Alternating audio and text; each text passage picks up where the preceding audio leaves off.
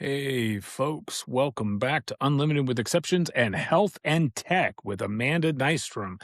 Amanda, what are we talking about today? Well, that great topic that you were so excited to talk about last time, which was mindfulness and sitting in your thoughts. I've been doing a lot of thinking about it because it is super uncomfortable, and I wanted to provide, I guess, a different way of reframing how that manifests, right? Ways to get into it that isn't really mindfulness, but it really is. And it might be slightly less uncomfortable. Okay. I have a case study for this, but I'm going to let you continue first. No, go for it. Maybe that'll augment what I say. All right. You want me to start? So, as you know, we recently went on a trip to San Jose. And, you say mindfulness is all about being with your thoughts. It's all about taking moments or a period of time, not necessarily to reflect, but to exist with your thoughts. Is that correct? Yeah, be I mean, you present. may reflect, but the idea is to remove the distractions so what's going on inside of our noggins and our hearts kind of can ruminate and do what it needs to do. Yes. Well, if you recall, that trip, excluding the conference, so excluding the 4 days or whatever we were at the conference, it was 7 days of driving. What did we do? Do you remember what, or I should say, do you remember what we didn't do? We didn't listen to anything outside of each other and snoring dogs. Yeah, our music was air conditioning. Actually, I think it was a heater, but still. Um, and it was an interesting experience for me because that's not something I do. I always have music going, always.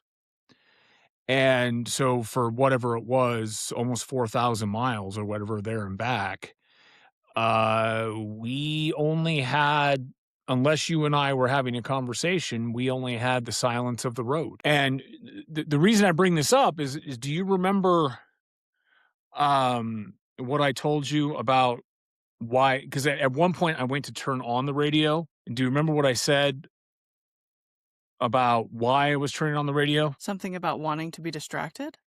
What sort of what I was uncomfortable with the silence. Mm. Right, so I went to turn on the music, and I turned it on, it only lasted, like, 30 seconds before I turned it back off, because all of a sudden, the distraction, the input from it was more than what I could actually manage because for the last 500 miles or whatever, it had been quiet. Well, you said that this was a case study. I mean, Yeah, so I think it's a case study in 2 parts. Part 1 is that mindfulness doesn't mean meditation. It doesn't mean sitting cross-legged, which hurts, and, you're doing this on your knees, right? It's about being with yourself and allowing yourself to process. So there's a case study in that, but the other part of it is that it can happen anywhere if you allow it, and that's it a was really, really really good uncomfortable point. for me. It was very uncomfortable because normally, 1, it was such a long period of time, right? It wasn't, I'm outside in the woods and I'm just sitting there for 20 minutes or whatever. I mean, this was every day for 7 days, all day long. Um And it actually led me to some other physical manifestations, but it just when you are processing for that long, it really allows yourself to come to either A, new revelations, or B, strengthens the ones that you've already had and allows you to kind of like repair or rebuild the foundation for some of your boundaries, your values, your intention, all those types of things. Thank you for sharing that experience. We don't really get that opportunity in our typical, day-to-day life to sit in silence for, what, 7, 8 hours a day. Well, I mean, I was in the car, so it wasn't silent for 7, 8 hours a day, but, um But it was still it was long periods of time, right? Because you and I work, hobby, and play together, so we don't always have something to talk about because we have every opportunity to talk, right? So I mean, there were times when either A, you were napping or B, you were just staring out the window And it wasn't 30 minutes, it was 3 hours. And you said that it was uncomfortable. Would you say after the experience that it was worth it? Yes, in fact, although I have started listening to music again, it's not, impulsive, it's with intention. Previous to this event, I got in my truck, I turned on the radio or Amazon Music and went and did whatever I needed to do, period, the end. Now when I turn on the music, I am choosing because I want to listen to music versus I am choosing because it's what I do. And that's a very different thing, right? How does it impact you different? Which Choosing instead of doing it by default. I think mostly it's about some of the things we've talked about before. When and a lot of listeners here might be thinking, why are we going on about fucking music? One, because music drives your life. They have done multitudes of studies that the joys of music can equate to the same level of pleasure as an orgasm. They have shown that people who have a deep intrinsic like value of music or appreciation of music have different levels of emotional response and mathematical ability. There's a lot of really good. It's not just making noise that sounds good, right? There's some very powerful things that happens with music. Um, the difference for me, it would be hard to describe because we do so many things in life on autopilot. We're not going to get into this, but a perfect example is politics. People don't think about politics anymore. They're either a Republican or they're a Democrat, right? They don't realize that all they've done is prescribe to a religion. It's autopilot. It's just, this is who I am, which kind of gets into that whole identity thing that you and I have talked about. Um, so when you when you are intentionally making choices, it frees you up from the burden of being on. When you think about what you're going to do before you do it, your choice may change, which is exactly what happened on that trip when I went to go turn on the music because I was going to turn on the music because I was uncomfortable with the silence. And I turned it on and immediately turned it off because I said to myself, it is not okay for me to be uncomfortable with the silence. I need to understand this. I mean, that's a huge revelation.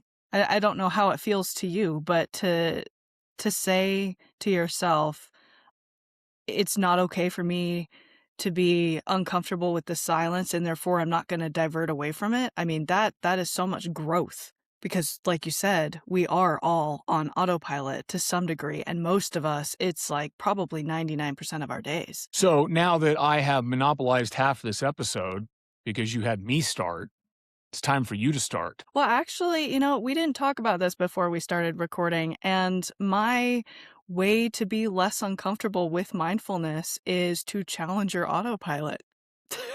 Well, then my case study was appropriate. It was super appropriate. Thank you. You started us off on a strong right foot.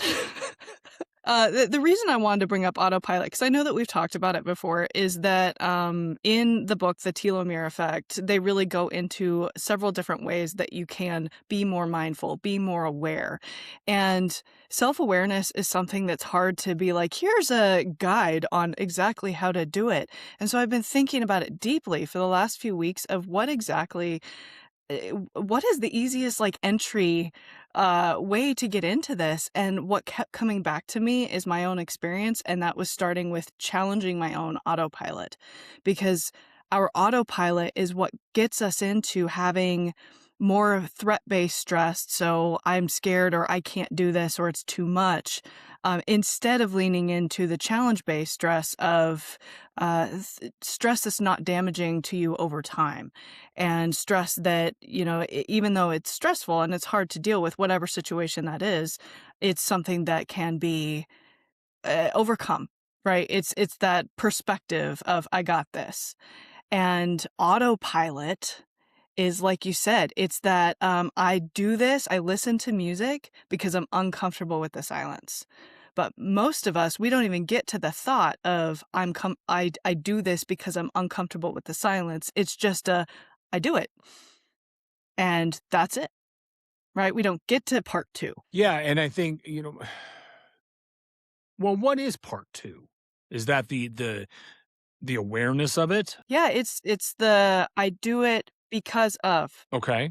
And part 3, I assume, would be the evaluation of, like, the not the why, because that's part 2, but the intention of it, the how you decide you're going to move forward. Essentially, yeah. I mean, autopilot happens when we stop assessing where we're at versus where we wanna be. We just get complacent. There is deep societal meaning in what you just said. Um So what would you say, I mean, because like you said, almost everybody runs on autopilot. I mean, it's not that people can't be intentional, it's not that people aren't intentional, it's that intentional is the exception, not the rule. So what would you say to those who are operating on autopilot? Actually, let me back up. What is wrong with autopilot? Because we know there's benefits to autopilot, muscle memory type stuff, right? Because it allows you to focus on other things, right? But there are bad things about The most basic example I can give is that when used as a tool, similarly to AI, when used as a tool, autopilot is a lifesaver, right? It when you know how to do CPR, but you're in a very stressful situation, somebody can't breathe. That is important to know your auto, like how things work, even if your brain can't really process it because you're in super fight or flight mode. Or when, driving a car, simple things, putting on socks in the morning, those types of things as a tool, autopilot it makes us more efficient. The downside is that we've gotten to the point where we're trying to make things so efficient that we lose out on our quality of life. So when we're sitting down for dinner with our family, we're not paying attention to what our kids are saying. We are answering based on what our previous experience has said. We're not truly hearing them. And so, I mean, that's just a simple example, but also just like taking a walk outside, but you're on your phone. You're not paying attention to your surroundings. And so overall, it impacts us in ways that we lose out on those moments, right? That make up a life. So I actually want to come back to you. We don't listen to our kids at the table. And look, I know there are people that don't do this, but the majority of people don't talk to their kids at the table anymore. Kids are on phones. Parents are on phones. Get the fuck off your phones. That's what we're talking about. Choose to be intentional with your time because time is your most valuable asset. And if you are wasting it scrolling Instagram, you're missing out on all the beautiful things that are right in front of you that aren't on the screen. I mean, there's a huge difference with autopilot. A difference between going with the flow, so to speak, and letting autopilot run your life. Because there's a lot of people that are not, type A, or controlling, or just let things happen, and that's certainly fine. But that's different than running on behaviors that you established at a previous time frame and not being present, not questioning what's going on. And I don't know if anybody here has ever seen the movie Wall-E, but the main protagonist is an autopilot, literally. Yep. And I love this example because in Wall-E, everybody who watches it are like, "Oh no, that's where we're headed." And also, we won't do that. Like I will make choices that We're makes already it so doing it. that well, I mean, you're getting ahead of the thing what I was gonna say, but yes, we are already enabling us to have that life, and it's run by a bot, an autopilot, and we are every day that we are not being intentional, we're not, choosing where our autopilot focuses, we are giving into that and giving our root access to our own lives away, and I'm very passionate about fixing this. I know. I was like, whoa. No, and let I'm gonna be a little provocative here. I'm never like that. The fact of the matter is that probably 60 to 75% of the people are a lost cause. They just are. Um, they don't have the desire, the passion, the will. They're stuck too much in their victim mentality. They're too wrapped up in their own trauma, whatever the case may be. And they're all on X and blue sky. Um, I mean, that's just the reality of it, and it's a harsh thing to say, but there is a reason that certain types of people always end up on a higher level of the social ladder, okay? Those types of people recognize, whether they like it or not, that there are certain things that must be done. And make no mistake, those evil villains that we have in our lives, we're not going to mention any, but the evil villains, the rich evil villains, they all practice the same stuff, whether they're good evil villain or not a good evil villain, but a good villain, right? Well, no, because there are good villains. I Obama is a perfect example. Everybody half the nation wanted to hate on Obama. He was a good president. I don't agree with everything he did, right? But he's an evil villain to half the population. Now, you take the other half that liked whoever, whether it's Trump or Bush or whatever, right? Now the other half thinks that the person on top is an even evil villain. But those two evil villains, good or bad, they're all doing the same thing. They're working with intention. They're working with resources they have. They are improving their knowledge. They were moving forward with what they're trying to achieve. People that have that mindset, those are the people that can be helped. That's why I say what I say. That, 60 to 75% don't have that mindset. Now, I'm not blaming them, and I'm not saying that it's impossible. I'm just stating the odds. Or put it even more simply, to be helped, you have to want to be helped. You have to be willing to do the work. We have a problem in our society in that awareness is something that a lot of us don't have.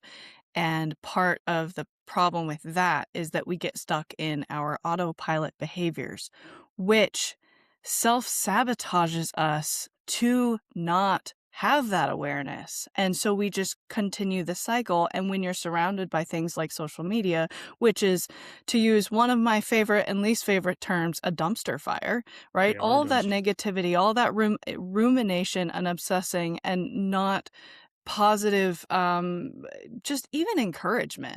Like, for every positive thing I see on the internet, I see like 10 negative things, and that's why I do not partake in social media for my own mental and emotional health. But when that is society and you're already struggling and your autopilot is fighting against you because it wants to win, I it's just such a huge upward battle, and I know that you say they're a lost cause, but I mean, I don't agree with that in any way, shape, or form. I think that we need more awareness and challenging of our autopilot in order to step out of whatever is keeping us held down. Sure. And you are 100% right. Understand that what I am saying is that swath of the population won't take that time. And they don't. They would rather be on Reddit or X. They'd rather watch Netflix. I've already worked 8 hours. I'm not going to spend 3 hours doing self improvement. Right? They don't. And let's be fair. I mean, that's how society beat them down. Right? I'm not putting the fault of this on them, but it is their responsibility to climb out of it, and most won't. That's where my point about the people that are in the higher levels of the social ladder, they're practicing, whether they're the evil genius or the other evil genius, they're all practicing the same things to stay on top, right?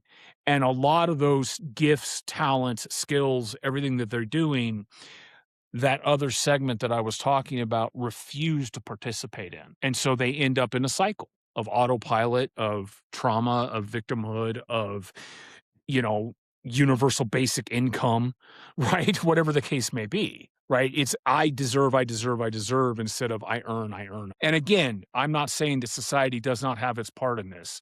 Society will hold you down and beat you, but there is a choice as to how you respond to that. There is a choice, and I think that a lot of us are not given the hand up in life in order to have that opportunity. And that's one of the reasons that I am a coach, is because I want to enable people to the best that I can to build a foundation so that when life hits them hard, they have a partner, but also they've built that foundation of remembering that not all the negative stuff in your head is real. Negative thoughts are not who we are. That is not our identity. And also, our autopilot behaviors can change. We can change the way that our brain is wired. And simply having the awareness of that can get us, it's just like the tiny steps that we've talked about before with, like, James Clear, making them so tiny that it's laughable that you would even do it, but you're doing it, right? It's like I need to water my plants, and so I pulled out my fertilizer a couple days ago. Is it still sitting on my counter? Yes, but I do know that by doing that, I will water my plants, and it's not something it's a bigger deal, right? It's I was those wondering tiny why the steps. It's fertilizer those was on my counter. it's those tiny steps, and it's those tiny awareness touch points, right? Because if we don't take that, then, like you said, I mean, being in a cycle is really, really easy to do when it's reinforced by everybody around us. And this is my call to whoever's listening, that that doesn't have to be. And I mean, if you take anything from this session today, it's we have to break out of our autopilot behaviors and habits in order to reduce our stress and have a higher quality of life. So I want to touch on something. I know we're running a little long, but um, you said hand up, and that is a something that we both prescribe to quite a bit. Is that we are always willing to give a hand up to anybody that asks for it, and that's important because that's the first choice you get to make, right? If you are in this autopilot world, it's the most difficult, but it's the simplest choice you can make is to ask for help, a hand up out of the autopilot, right? That's a choice you can make either via a coach, where you do coaching sessions, via a priest, via a therapist, via a best friend. It doesn't matter what it is, but you can make that choice when the world is beating you down to ask for help. And I mean, we could do a whole session on why asking for help is so hard. Many sessions. I mean, we could have a whole separate podcast, right? A 12-part mini series on why asking for help is so hard. But that's actually what I was trying to get at when I said that a lot of these folks, they're lost causes. When it comes to this topic, I'm not saying that people don't have value. What I'm saying is that the majority of people out there will not break the autopilot cycle to ask for help and therefore do the work to have a better life. It's uncomfortable. It's terribly uncomfortable. We're being curated to live in convenience and to To have everything consume. handed to us and to consume. And the reason that autopilot contributes to stress, not only does it put your brain into, like, it's almost like a what is it called? Brainwashing, right? But it's, you're not thinking, you're not being present. Your previously established wiring is doing all of the thoughts for you. And so you it's like you said, like those cycles, you just stay in them, right? And that adds stress, especially if they're anywhere near stressful cycles. And as hard as it may be, as uncomfortable it may be, sometimes the best thing you can do to reduce your stress is to sit in the discomfort, turn off the music, and see what happens. Well, that was a great closing point on my case study there. Folks, this has been another Health in Tech with Amanda Nystrom. We hope you enjoyed it. Leave your comments below.